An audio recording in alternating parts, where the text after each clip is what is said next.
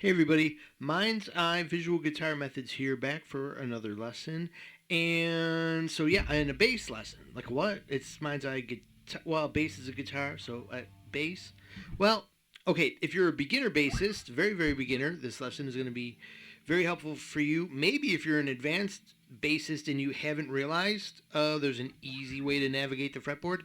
And for guitarists who are intermediate or trying to be better guitar players and not noodle anymore, this lesson is for you. This will be in conjunction with the previous few lessons I've made, the last guitar lessons I've made, with the bottom half of the fretboard mapped out with these cool, easy to link together shapes that cover major and minor. They are an extension of this shape here. This is going to complete the fretboard and show you what bassists use to navigate and control everything in one easy to remember method, where basically, like, with the least amount of things to remember to give you this greatest amount of control, you can picture it like this, and this will work for these to put the whole fretboard together, because we concentrated on the bottom four strings. As you know, on the guitar, the bottom two are offset by one fret, so it changes these patterns and creates its own network of patterns that are guitar specific. And you'll see on this lesson how some of the bass shapes, what the shapes actually relate to as far as guitar. It should all plug in to things you already know, like pentatonic shapes and everything else. So, but we're not talking learning pentatonics here. We are, because they're there, but we're getting full control of the fretboard. As a matter of fact, this is what I'm going to promise you on this lesson that we're going to get into here, that I'm trying to beat the time of. I already did this for an hour and a half. Those kind of lessons are too long, and I wasn't super happy with it, so here we are trying again. To the point, what I'm telling you, this will give you melodic control. This is going to be, first of all, and foremost, it's a simplified navigation method. If you want to play, the chord of the moment exactly, you don't just want to play the root note. The beginner bassist can do that. But what if you wanted to have control over the actual tonality of the moment? All over the fretboard.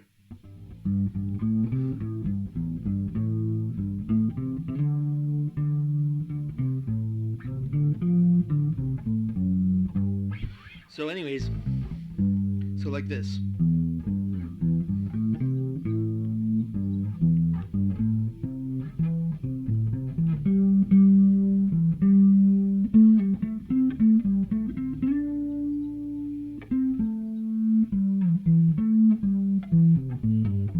Go up here, move over here, move to the middle. Still in A minor. An arpeggio of A minor, up and down. Easy to navigate, easy for me to think about, made it easy. And I'll show you that today. So it's a simplified navigation system to get you forward and backwards within full harmonic control. So what's harmonic control? What do I mean by that? I mean control of harmonies. So the harmony of the moment is, the tonal gravity of the moment, sure, is A. What's the harmony of the moment? Oh, it's an A minor chord. It's A minor is the tonality. So you have that control of not only, it's basically, I said tonalities, but we'll call this harmonic control then. So, for minor and for major, both A, but complete control at the snap of your fingers, or at the blink of an eye. One quick thought. Anyway, so harmonic control. Now, melodic control. So you want to turn that into a line you can play over that chord. You want to plug in all the notes that'll work. There you go. This method of navigation is all of those notes as well. So you get that with this. And then number three that you get tonalities control. What do I mean by tonalities control? Well, okay, A minor is the harmonic flavor of the moment. But A minor where? A minor can plug into scales in different spots, which means, simply for beginners who don't understand that yet, that there might be one or two notes different that kind of really specify and what creates the fact that this particular chord, A minor, is the 6 of a scale or the 2 of another scale. Let's see, G, A, 1, 2, key of G. Key of the A would be the 2 minor chord. But anyways, you don't have to know all that to understand that there'll be a one note difference to kind of pigeonhole that. You'll have control of that because you'll know what note is going to make that the 2 and what note is going to make it the 6. Did you know what I just played there? I catered to the A minor from the key of C, the 6. A, B, C, D, E, F, G. All right, so not anything that you need to know to understand that, but you'll get that control. You'll have control of the specific tonalities. You'll know exactly, how did I know that? I knew exactly in my shape where the little control area was to plug in simple choices that say, oh yeah, oh, it's a 6 chord, yeah, here. This is what we're going to play. This is what's going to sound in. This is what's going to sound out at that moment. This is what I want to suggest. This is what I do not want to suggest. I have control over that. I can plug in. I can suggest. Awesome. So, rhythmic variation, well, that comes from you anyways. I mean, you'll have a nice two-part shape, two simple shapes. And that's it. This shape, 1, 2, 3, 4, and this shape, 1, 2, 3, 4. That shape. Can you play a rectangle and a diamond? Then this lesson is going to blow your mind, right? So you'll have these two areas that will give you control of different notes, and you'll be able to create phrases. So there'll be rhythmic areas that you can do something different rhythmically with. So there's a little bit of a rhythmic aspect to this teaching. And then phrases, you'll be able to make these phrases. That would be over an A minor chord. I don't have one as a quick example right now to share with you. But I could, I would have a kind of phrase where just outlines the chords. And then I might add that missing note I'm going to tell you about.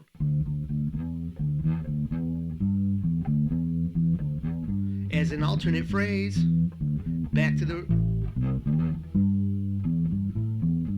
Now, so to see how none of those notes kind of really sounded off with each other, maybe it was boring or something, but it wasn't, nothing was off, but it sounded like two kind of different parts to something.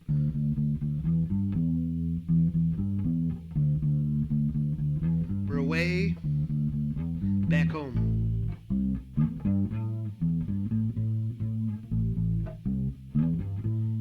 Statement 2. Back to 1. All right, so anyways, control of phrases. I did that with one note. And then it's also working to help you with tension and release. So let's get into it. So what if not only could we get all this, but you didn't even have to learn different shapes for major and minor. If you just change a thought, a viewpoint of it, a mind's eye visualization, you can get major and minor and not have to know any different shape. Because while I play this A minor shape for you, if the chord of the moment was C,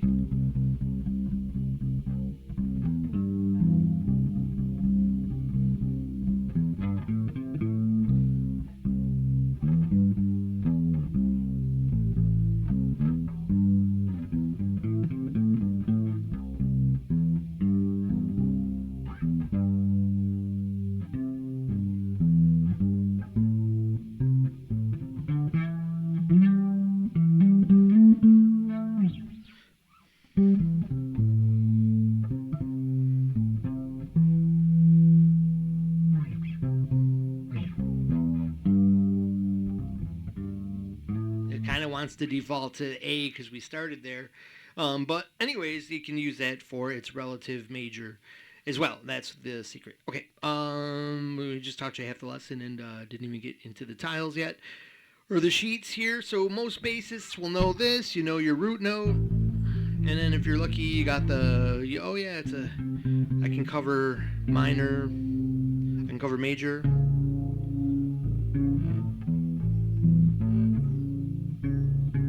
Happy, very sad. All right, so you can do all that, but the rest, like if you were to go up here, hear your favorite guitars, do something like that. Well, how did they know where all this was? And maybe you know some of your scales on the basis if you're more advanced, great. But you can also find it pretty simply doing this and with full control, because like you might know some scale shapes, but then it's kind of hard. You might know, okay, then this is C, D, E, F, G, but this scale has the F sharp in it, so I know the notes, and then that's the okay. Wait a minute, I'm on the 5 chord, so that is actually the 1. This is the 2. That can get so confusing so fast. This method I'm going to show you is going to give you full control over that, and it's there's a way to do it. Here we go. So hopefully you can find the 5 and which third that you want. Yeah, there's the 5 there. So most bassists as a bass, you can get by with.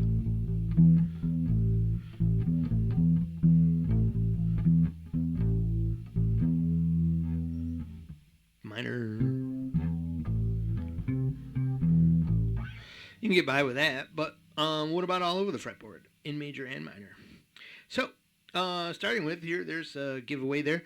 The easy one shape. So we'll start with shape 1. We need 2 shapes like we talked about earlier. The box and the diamond. So this is the box. It's easy if you recognize this larger box and you go, hey, isn't that on the guitar?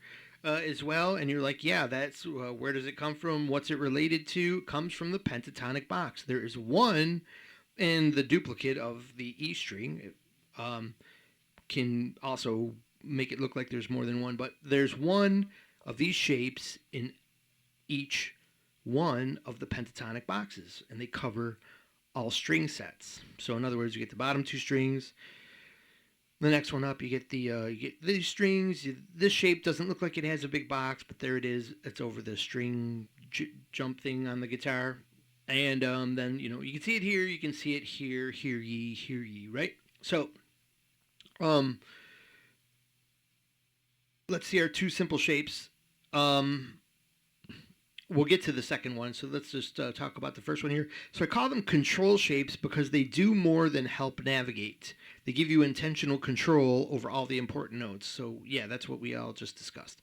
You could also think of them as containers as well, because everything that happens with these shapes is inside the shape that they create, which is really cool. It's like they're like these. Just you basically have two containers that you're running all over the fretboard, which will contain, if you want it's the whole scale. But I'm telling you, like, as a side message here, when you hear music, when you hear great bass, when you hear great guitar, I'm starting to tell guitarists, you're not hearing scales. That's the number one thing everyone goes, wow, cool. What scale did that come from? That must be from a scale, and it can be described as, well, it does come from the harmonic minor, the second variation of sharp 2 Dorian. There's all that way to conceptualize those things, but I'm telling you, they're coming from control aspects, from knowing what goes where and when and how on quick access. Not just because when you know the scale shape, but which was the third, I wanted to land on the third of the chord. Well, I kind of know, you can know a chord shape to get you there, but then what else do you do? Where else do you go? Because you don't know the other shapes, or they start memorizing a million shapes, and you still don't know, like, why that note sounded good here, why you could have done this little trick there, why the jazz sounds like this. That's control over all these intervals. So, you got the blue shows the plug-in area of this box. That's what we need to know. So, but we start with going. This helps the guitarists because when you're in this shape, we're going to master today these 2 shapes. You can find your way. You can break out of them into like movements across the fretboard using different ideas. Like you can use this in octaves, the box here, connect the boxes like we're going to do in this method, or you can just blast into. You can say, if your idea that you were playing at the moment was in this box here, we can fly out of there on the guitar on this pentatonic box idea. You can get out of there using an octave idea. You can get out of there doing all these things. By the way, these shapes are all interconnected. I just broke them apart to make sense of them so everybody can see. But however, you never want to really learn these shapes separate like this. This will slow a guitarist down, just as a side note here, because you're always thinking, okay, I'm in this box, where do I go next? You're now thinking this alien place when you've actually already played half that box. That was like one of the very first things. I always say that in every so sorry for everyone who is hearing that for the millionth time, because I say that in every lesson. So the pentatonic. So for bass, just be aware of this then, and then for my guitar people that are watching this lesson, now you got an idea of what you can do, and you can follow the connect this in. The third method, by the way, for guitarists is to connect this into the arpeggio, the arrows shape that I talked about in lessons, where we got on the bottom of the fretboard, you have of the guitar, you have the pentatonic box, the simple area, and then you have the arrows area, and it kind of connects the whole thing. This connects right into that. You can basically snap right into it and just go from one to the other. Once you connect them together, I'll leave you guys to do that, or I'll make my next lesson about that. So what does it contain, exterior and exterior? Let's get on to this. Okay, a couple things to know here. And by the way, when I first did this lesson, I filled this in on the fly here to kind of help you guys out. So we're going to do this. Let me just erase all this stuff. So, all right. So for one thing to know, when you're figuring out intervals, is sometimes, I've forgotten in the past, here's the 5, but where are the rest of what are the rest of them here? When you're new, you do that. A couple rules will help you always know. If I'm on this note, and this is a root, I've got you can see here, I've got a note above on the same fret and a note below. So where can I go? And you can see how it sounded musical. Started that, must be the 1. This was the... And they go back into each other because it's 1, 4, 5, 1. Wow, my finger moved. So 1, 4, 5, 1.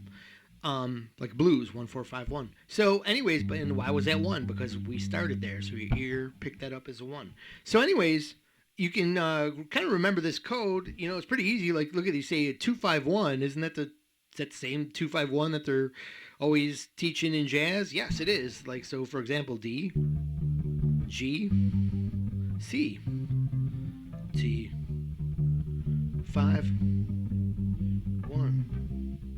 We'll use the octave there to make it sound better. But anyways, you get it. 2-5-1. So 1, then the 4, then the 7. On the guitar, this skews over because of the string shift game. But on bass, it's pretty straightforward. If this was if I'm an E, all right, I'm going to slide down from E. That's my 7. So what's above it? That's a 3. That's a 6, right? Happy 3rd.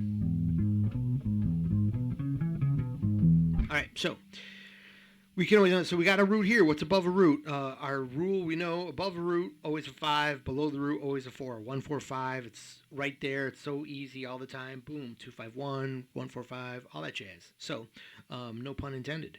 So on a 5, we got to skip over a couple of notes here. We're going to get to that. So what would be on the other side of that? Well, here, the root's easier.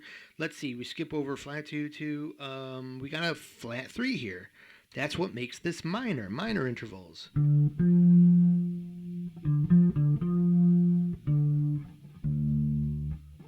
So that would be like, maybe a better example would be,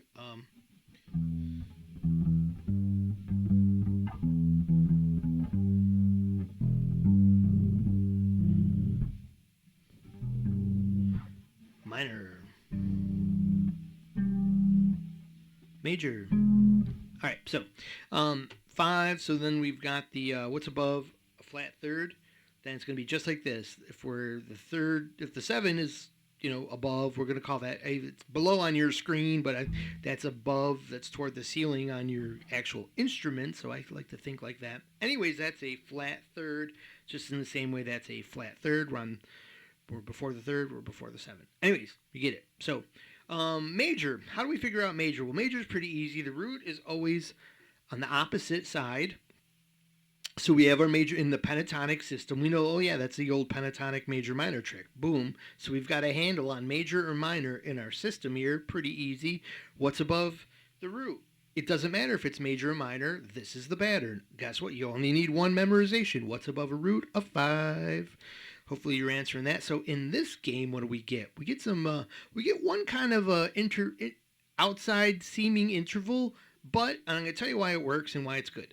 So first, what do we get here? So we got what's before a 5 in our arpeggio. Well, it's probably the 3, and it's major. So we want the major third, not the flatted third. So we say, oh, isn't that all you can get with that? That's the exact spacing of a flat third. But in this system, that's the distance there, root to third. So if we were in G,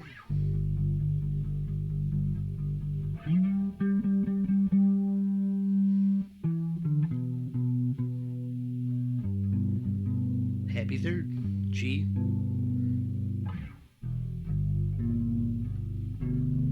All right. Anyways, so before I waste, that's why my lessons end up longer than I like because I get lost. And I try to, I'm always doing these free form. Okay. Let's get this filled in. There's a break I want to take to tell you some things, but let's not do that now. 6. So this is what we got here. So what's above a 3? Always a 6. Pretty easy. We know that from our boom, boom, boom, boom, boom. 7, 3, 6. That's real easy because that's really the makings of the minor 2-5-1. You're really just going to the 6. Your 1 is actually the 6 of whatever new key, but they just call it 2-5-1. They say, oh, it's a minor 2-5-1. But you're really, if you look at the first chord, it's the same as from that key, the diminished or half diminished 7th chord. The third is modified into what would normally be a minor third, modified into the dominant 7, and the jazz guys and the intermediates, they get what I'm talking about here. So you probably know this anyways, and if you don't know this, I'm losing, but the 7-3-6 is very memorable, so that's easy to memorize is where this came from. Sorry. All right. Too many tangents? Yes. Remember to leave a comment in the video. Of course, I just mentioned that when I said too many tangents, so you'll get the, there's very many tangents, and this, okay, yeah, I'm sorry. But, if you're going to have any questions, just leave a comment. So I can move on here quicker for everybody. Now, this gives us what's really important in these boxes is what control we get. Not really because once we get the pattern, then arpeggiating any of these chords, playing all the right notes, like the guaranteed in the box, you won't mess up. It's your safe zone. They're going to plug in. They're always going to sound right on the money for, they're going to be at least good, could be boring if you don't add anything in, but if you're doing the bass, a lot of times just about the basics anyways, leaving room for the other instruments. So whatever the case may be, you have your handy dandy outside structure here, but it's about those inside intervals here. And so what do we get? If you look closely, we get a pair of intervals. We get like a choice box that will adjust the tonalities. Do we want, and then because a lot of people say, well, that's 6 in there, that's weird. I mean, those are definitely the arpeggio intervals of minor, but technically look, a major interval would have root 3, 5 and some kind of 7, which is true. But what if we wanted control of those 7s? Because sometimes a major chord uses a flat 7, and it's that special 5 chord, and it's got that special sound. And some people say Mixolydian with that, because that's the relationship there. But you don't have to know that, but that's what's special about this. And that's what's important about having this And our other choice there then is the 7. We have a choice of 7s here. And that gives us the ability to arpeggiate. Do we want? We can nail the chord basic tonality with a little plethora of notes, with 4 notes to jam over, to improvise with, without knowing, without having to know that this chord is actually the 5 chord. This has got the flat 7. This chord's the 1 chord, and it has the major 7. And the other one's going to sound kind of if you play it. So, if you intentionalize it, if you're going to put any intention on any one of these middle notes, you're going to want to get this one right. So then, that gives you the 6 gives you the ability to do that. The 6 is kind of like a placeholder then in the major thing. It works like a 7, and it sounds great, and it just gives you that 4th note. So it's just a great thing to have, and it just happens to be right there. So we're calling it a day. Now what do we get here then? It looks like in between 3 and 5 there's a number, and that's probably 4 if you were guessing. So we got a 4 and a sharp 4. Beginner question, why isn't that a flat 5? Because we're playing the 5. So we're not flatting a 5, we have a 5. But if we didn't play that 5 and we discounted it completely and included that and didn't play the 4 either, then we're flatting the 5. So, that's why that is a choice now. As either the sharp 4, this gives us control over. Many people, advanced players, will know that there's really only one choice in the major scale that does use that sharp 4, and it's Lydian. So there's our Lydian choice right there. Boom. And then this works in with what guitarists already know as the choices that they can make for Lydian, Mixolydian, and for all the modes, there's a pattern you can put in there. Excuse me, I had to get a drink. Enrich the water. So let's get this filled in here. What's our control surface for minor? Oh, we did it. We get control over. There they are. So we did the outside, and then I didn't. It's been a day, and I didn't know what I had printed out here. So the complete scale. So you get a choice of 2. You take a choice of 2. Basically, you don't play all. You can play all 4 if you wanted to, but there's no police gonna stop you there. But you're correct to be, plug into scales and stuff, and you're trying to, do the perfect plug-in. You're going to choose one on each level here, and then that completes the scale and gives the half steps. That's what's important to know about this, is what you just included in this control box here. This is a specific control area. The other one gives you control again, but it's a little different. So this one gives us this real tonality control, but it's given us the half steps, which are really where a lot of people will say the soul is in some of these jams, especially if you're a guitar player. So and then once you've got a handle on that, that's the ticket to plug into, right? Because that's what you're doing. You're not guitar centric. Nobody's paying attention to hardly any situation ever where a guitar is like, this is Mixolydian scale, and everyone's like, whoa, it's so earthly, weird, alien, Lydian, crazy. Wow, nobody's doing that. There's just their plug in. The whole band is doing something where, hey, it's like when you go to YouTube now and you search Lydian backing track, and there's a band playing Lydian, and it doesn't have a guitarist playing yet, because you're just gonna plug in the proper this to make the jam along with the mode and be an inside guy, and then have control. Because remember this, whenever you're fully inside, it's never boring. Like people, like the fear always is that things get boring. It's never boring, but even if it did, once you've got control over the complete scale, beyond just a memorized pattern that's just blank with information. Once you've got control of all the information of the scale, then you've got control over the black keys, or the final outside notes that will give you a wrong note sound. But you're not intentionalizing them. You're rhythmically sprinkling the final, a little thing to do with the black keys, or to just leave them out entirely because that's your genre to do that. Or Certain genres will kind of welcome that, and certain genres will be like, "Nah, don't waste your time with that shit." So, excuse my language, but that's how it goes. So now any mode, and then it's when you hear this or any chord, well, this mode comes from the 2 chord, from the 3 chord. Well, what we were talking about 2-5-1 earlier. Those are the Nashville numbers, some would call them. So you get that when you hear that fancy term, then you're in that game too. What's not to love here? So speaking of things to love, before we get into this next shape that you're like, wow, this is it? That's so freaking easy. This can't be real. That this is all the only 2 shapes that I would need to get across the fretboard with control of all the notes and harmony and everything. This is it. If you think this is worth your time or amazing, do like Stephen, I have forgotten your name, but when I made my first video, I was maybe a little complaining and sounding the emergency sirens here that I'm maybe on my last lesson. I know I say this every time, but things are getting really bad here. I can't do my van expediting job anymore. The van is broken down. There's a million things. I'm in struggle mode like many of you are out there. You know the feeling. All of you can relate. So I'm there, and so I'm really asking for, if this lesson is, if you think to yourself like, wow, I just learned like everything my guitar teacher spent 4 months of lessons out of me just to barely get me here.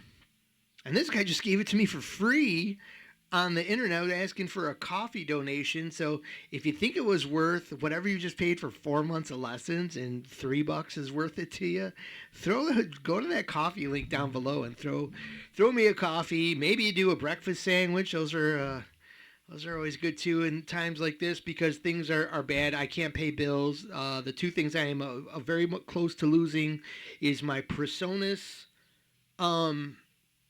thing here. I think I could probably still use PreSonus without the subscription service. I can use I obviously can use the program, but the Microsoft is also about to stop with the whatever I pay to use the Excel service. So if I, it's everything's getting tough. So please donate. And then if you want some apparel or something, check out there's a store there. I usually link with my merchandise in there too. So check that out if you can. But I want to thank Stephen S. Stephen is the, you might say, oh, well, I won't donate. This guy's probably got, his full house of 8,000. He doesn't tell you he gets, $9,000 a month because people are giving him $1. No, look at how many subscribers. I got barely 2,000 subscribers. I don't think half of them watch the channel. And so let me leave it here. Click like, click subscribe, do all the notification things so you'll never miss a lesson like everybody else says. And so I'll leave it with that to get off that tangent there. If you can, help the channel out. I need this more than ever. You will see me doing a Patreon, getting my Patreon working soon so that I can get monetize myself and what I do here a little bit more like everybody else. Before I try to, I got a book to publish here now, and I got maybe some things I can do, but you just gotta find out how to do it all, and there's only so much time to research everything in a day, and I like to play guitar. So, anyways, we've got this shape number 2. So thank you for hearing the break there.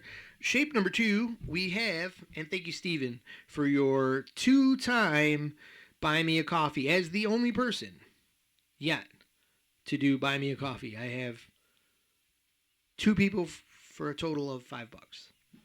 Hey, if you can think about donating, I appreciate it. The diamond.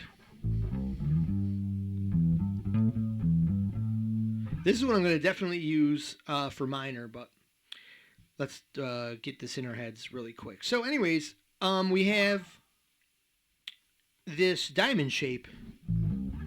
Now this gives us control of one note. Can you guess where it is? If these are containers, where must that note be? So here it is. This is all it takes to master the bass across the fretboard and plug right into countless musical soundscapes. Now, I want to remind everybody too, I am not a bass player. It's just I can do it because I record music and I need bass lines, and I can kind of an idea about it, and I know what I want to put in my music. So, but I have no technique. In case you were wondering, in case you're like what is up with this guy? Doesn't I'm just using one finger here, and I got no slap.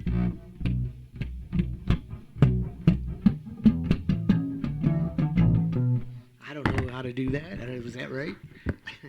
So, anyways, in case you were wondering, in case you're like, well, am I going to take bass lessons? This guy doesn't even sound like a bass player. Yeah, I'm not. All right, so, but, and if as a bass player, if you're like, oh, there's 30 other shapes you use that are way, give you something more than that. Oh, hey, that's great. That's great. This is just to show you how I can see it when I play it and get around pretty easy and apply the same exact thing to my guitar fretboard to kind of plug in the final bit I needed to master the whole thing. All right, so this diamond gives control of the first step. So what do I mean by the first step? Well, the first step is basically it's really the only real step in the major scale that's missing once we play the arpeggio and we plug into the last box we talked about where we plug in the half steps. That leaves only one more note missing out of the scale, and it's the note with a black key in front of it and behind it. It's not connected or a half step or soulfully, what I mean is soulfully connected to any one of the other notes. It's more like a step, and it tends, in that regard, I think that's why to me, it feels like that's where a lot of noodling comes from, because you're not really controlling this step. Not necessarily this note, but this step, in the way that it just adds a predictability. It's the obvious correct step in between everything. It's what anybody can learn when they learn a scale. It's there. It's normal. It's predictable. It's going to sound that way. So there's where that's coming from. That's where a lot of, and if you slipped outside, if you did something that was off a rhythm bit and it just maybe sounds like you didn't really hit the tonality, where you can kind of play your arpeggio and include that note to kind of smooth the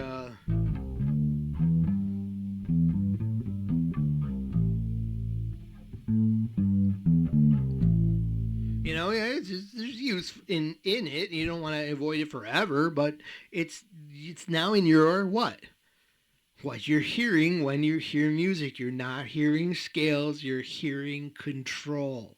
Control over what? In major, control over that too. Now, it would actually be more like this.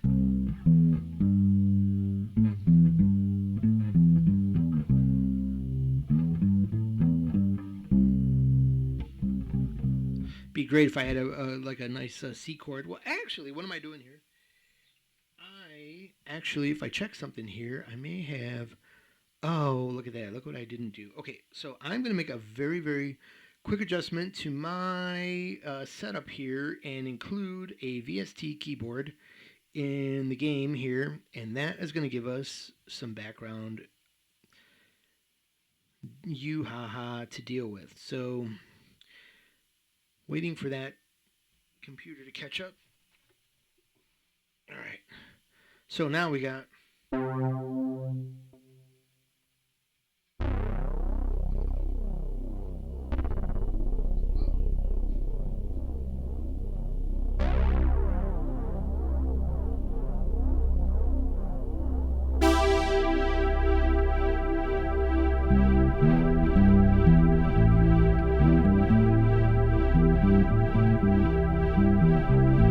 Hear how much you got? Let's add in the 2. It's away. It's somewhere else. Back.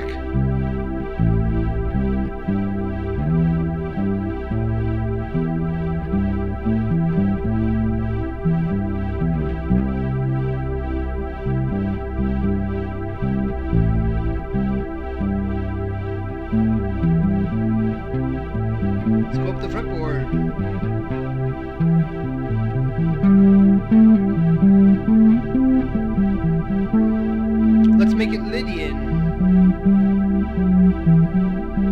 No, let's make it Ionian.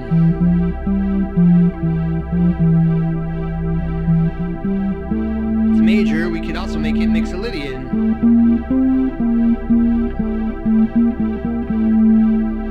That yes sound.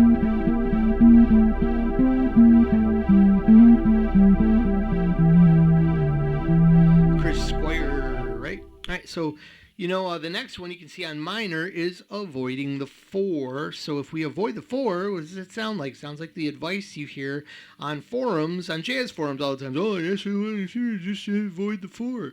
You don't even know what's going on, man. Just say a good jazzer just avoids the 4. And you're like, oh, okay. And you don't even know what the heck they're talking about, and it doesn't work. But if you concentrate, if you control that exact note, start doing that over major minor, it's going to start making sense to you. And then you're not avoiding the 4, you just have it in your control. There's times where you definitely want to use it. I use 4 over minor all the time because it gives a cool kind of spacey sound when you pop it in at the right time. How are you going to do the 4 at the right time without thinking about it and making it a thing that you can't suddenly think differently and play anywhere else? You got to have it as part of the process. So you're gonna have your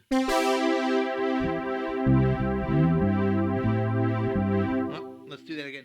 Let's try that A minor. Let's do it justice here. Let's do it.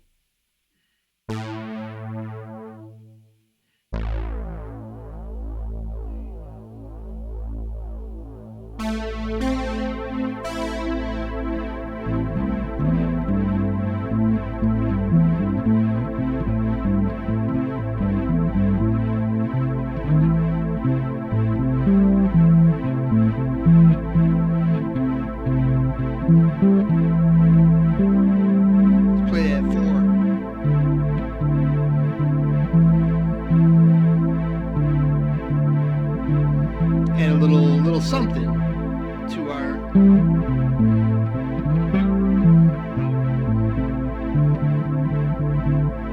I'm kind of somewhere else in making a different phrase. Then I'm back to my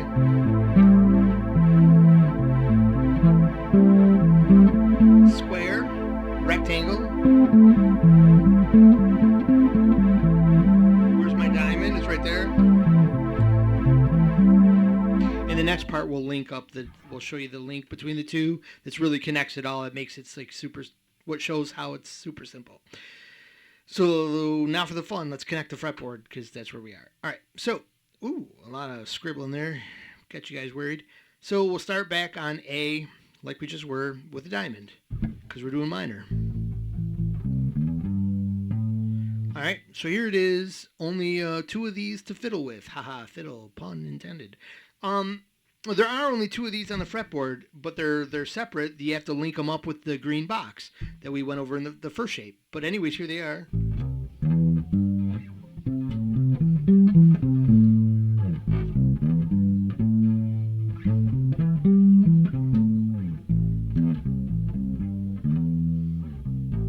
All right, so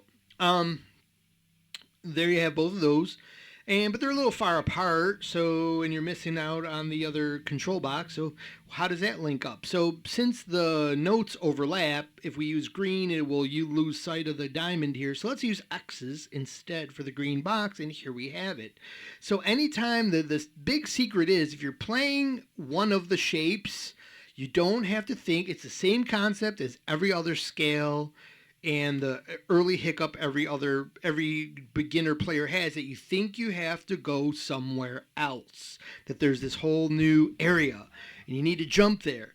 You need to land on it perfectly to get there, and it's frightening and it's scary. You might hit a wrong note and the beat's coming and you're dead. Okay, I'm sorry, I got a little extreme there, but you know what I mean?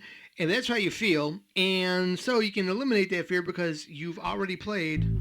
You're anchored in that box. Every time you play that external note, you're in. That's my hot button note right here. This purple note in this box right here. You can think of your green box like this. You have your hot button notes here and here. When I'm in that box, no matter, as soon as I'm here, I can get out.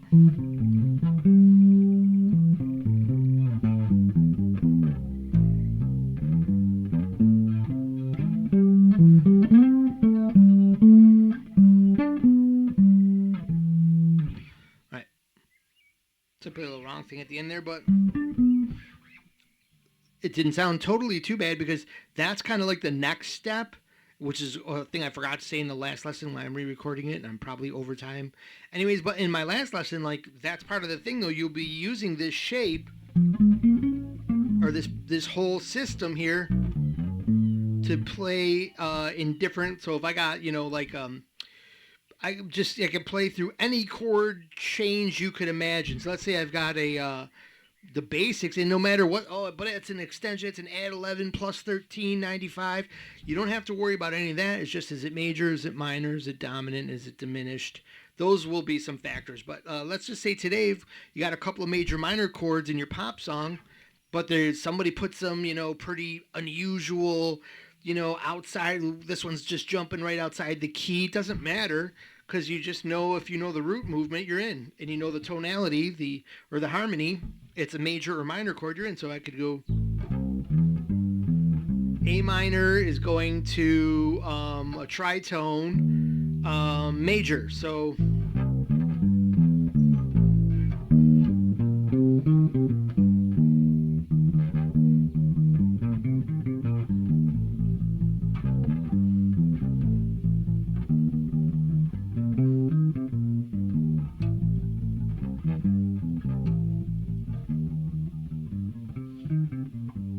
E flat major, A minor, and you can just, where are you going? Well, let's go with one real far away here. Well, how far away can you get? You can't really get too far from where you are. I can go to a flat third away.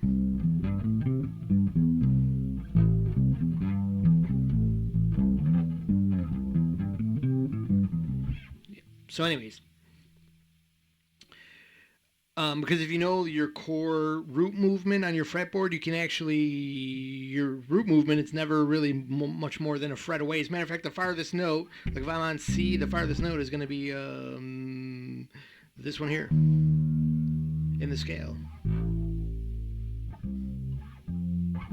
There's just, anyways. Okay, so trust me on that. I guess I can't show you everything in this lesson. So here we go. So now that there's only 3 boxes and they link like this, you sort of want to think of this. This is what I'm picturing in my head to get through all this. I have a middle box here, and just the same way that there's only 2 of these shapes, there's only 3 of these shapes, and you're repeating yourself. It's so simple, it's not even funny. You can say that you're in the middle box, so from A minor, there it is. Let's get to the what I call this one here, the stack. All right, so I cut across a shortcut there is that diamond, my second diamond. These 2 notes are always in the next boxes.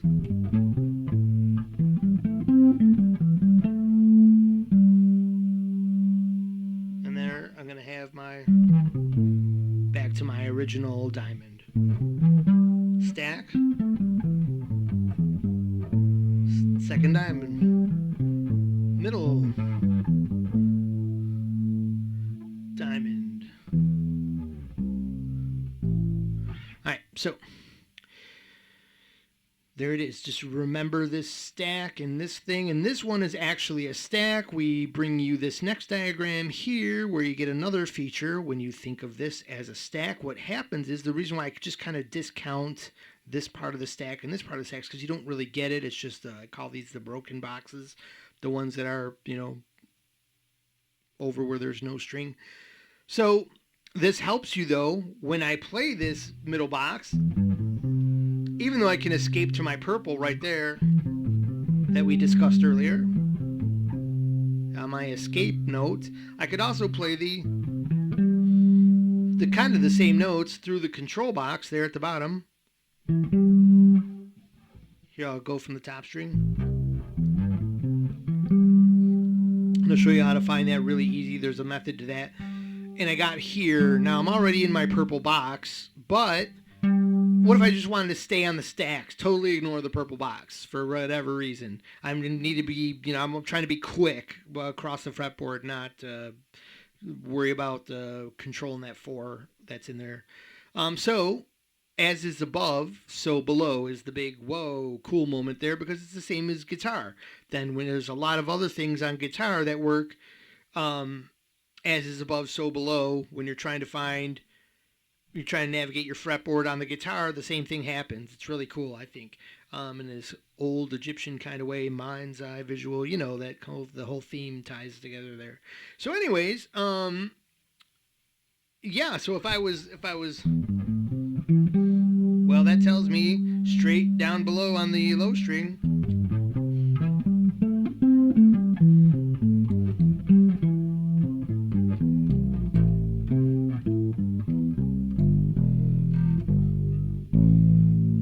To A. How did I do on that? With just the big box, just the big control box. And I had control over if I wanted to inject the 4s or the 7s over that whole thing. Or what is that? We were in minor, so that would be the 2 and the that would be the 4 and the 7, right? Yeah. No, it would be the 3 and the 6. Yeah. Anyways, it's the other page. So, and that being said, the 6s and the 2s. Yeah. Okay, so.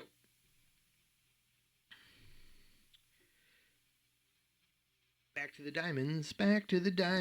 So now we have the diamonds and the X's. With the green, with the, what do you call it, the rectangle control box in our sights. And you can see it's everything we just talked about. So let's split. Oh, well, if you want to navigate, when I was first finding out about this method, I'd be in a box trying to escape quick without thinking about it. I'd be like, oh yeah, where's that? I know there's that other box, but is it? Because I was trying to think, I was remembering that from one of my other shapes that only moves up 1 fret. No, that's not the sound. So how could I grab it every time and just remember? Because then the one on top, where was that one? No, that's not it. Right? You don't want to have those moments where you need to think. You need all of this covered up. So what you're doing is you need an easy thing. So what's the easy thing? You're always splitting the box in this method. So this box is 4 frets, just like your fingers.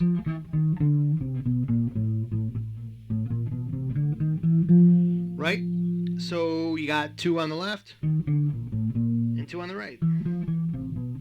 Right? So you just take the 2 on the right. You're trying to be in the middle, trying to start from the middle, so it's the middle right. Middle left. I'll use this side of the box to get this direction. Sorry for being off camera. So you can see we gotta go 1 back, 1 back, 1 back.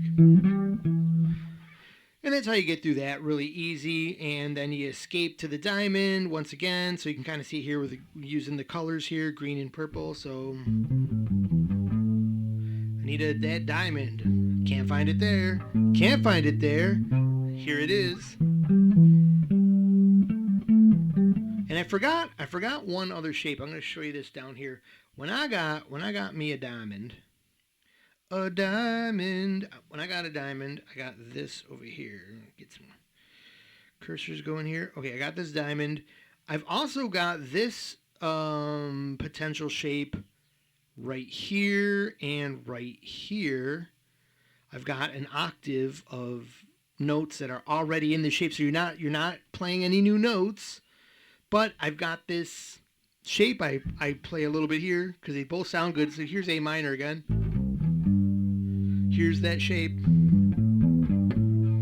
You've heard that a million times. You heard that a million times. Must be every bassist knows that. Well, in each of these walls right here, you see how they create a wall? Well, that is the, also, you could consider that the entrance to your square. Cool, right? So you're like instantly like just linked the entire fretboard together, just understanding that. But here's another concept. So these notes overlapped. If we use the bottom two of our diamond, our bottom two, like the leftmost and bottom, are both in other squares.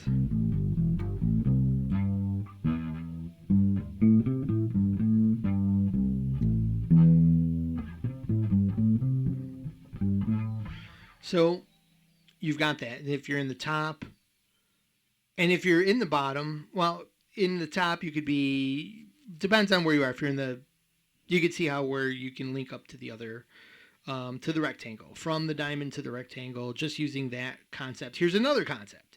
Anytime I'm in the top diamond here, call this the tops toward the ceiling, I know I got my control box. The first fastest control box is right there. If I started on A but I used the 5th fret, and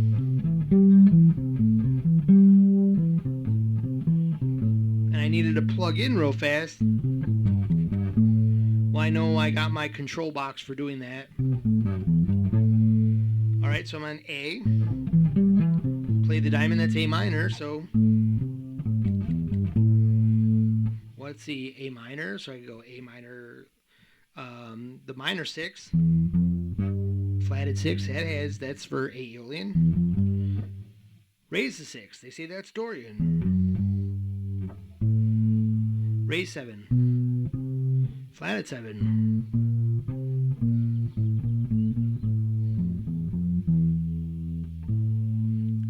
Phrygian, or Locrian even.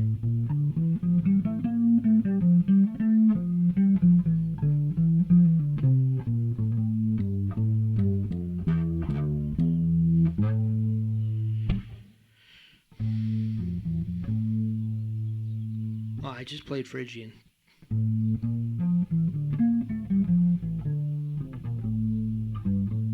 I was like, why did that sound okay? I was supposed to sound a lot more twisted, and that's because Phrygian is a little the step up from Locrian, and now that I'm playing Locrian, I can't bore you guys with that, so.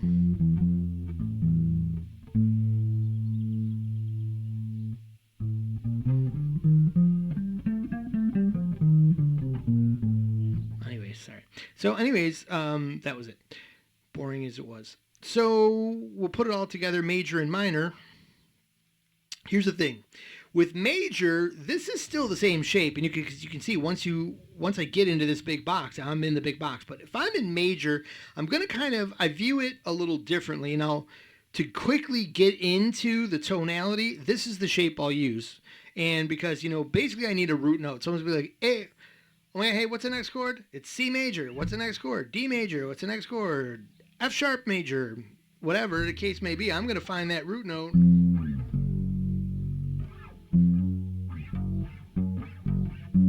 And then I'm going to play where it's most convenient. Like down here, it's nice to know the root note. And I got a little room to do that. But I'd probably be up here. And I have control over the 4s, right? What do we get in between 3 and 5? We get a 4. So if I want that raised 4,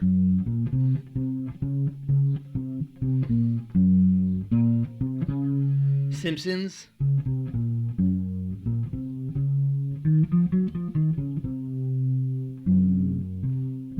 Get that tritone in there. Or non-Lydian. I just want regular. 1, root. Skip the 2. We have control over that, right? We don't want to bore the audience. 3, 4, 5, 6. Regular 7, root. What if I wanted a flat 7 in there? What if I play major, but it's dominant chord, and it's going to have that special flatted 7 with the 3rd, that tritone there.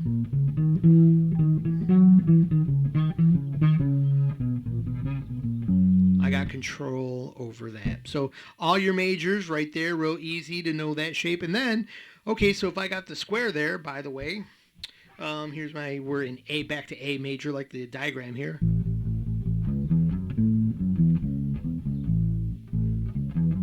I I need my want to control that the 2. So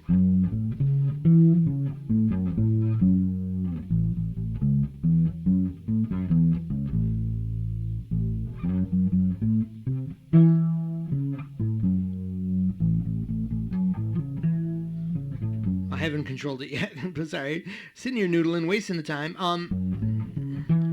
That is the A major. See, it sounds pleasing with A, but it's somewhere else. Back.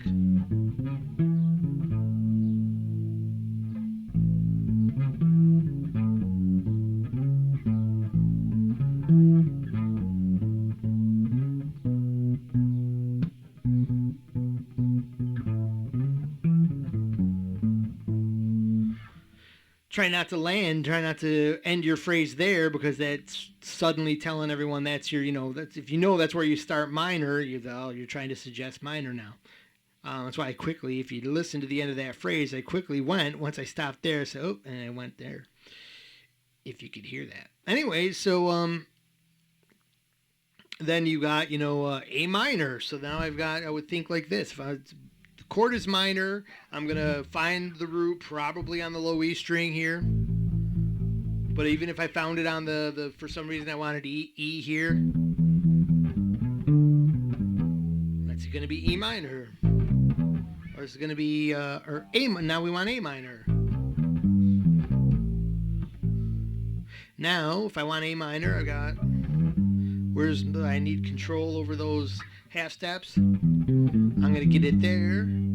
I'm going to get it there. Same box, really. It's just really a choice of timbre and location.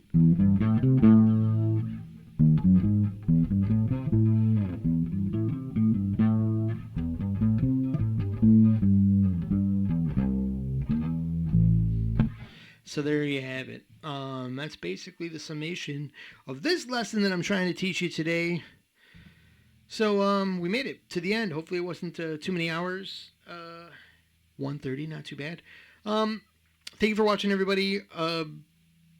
Feel free to click the link down below, like I said, and do all the other things, the notifications if you just stumbled onto my channel and you're like, wow, that was really more than I think anybody else is teaching on YouTube here. Right? But if you liked the lesson and you thought it was valuable or you learned something today, then consider what you can consider down below with them links. Like Stephen, once again, big shout out to Stephen S. Stephen Scannel? Was it Scannel? I think it was Scannel. Did I remember your name right? Let me know in the comments if I got your name, if you're still watching, Steve. I couldn't appreciate you more as being at least the one person that showed me, hey, it is possible that people will contribute to your work, your efforts here, and show you some appreciation. And if maybe one person will do it, maybe 5 people will, because everything's like you guys, everything is a struggle right now. Have a great day. Thank you, everybody, for watching, and we will see you next lesson. We'll combine different chords using our new talent here. Thank you for watching. Let me click my magic buttons here. I can't remember my hotkeys, so now I have to go to the program.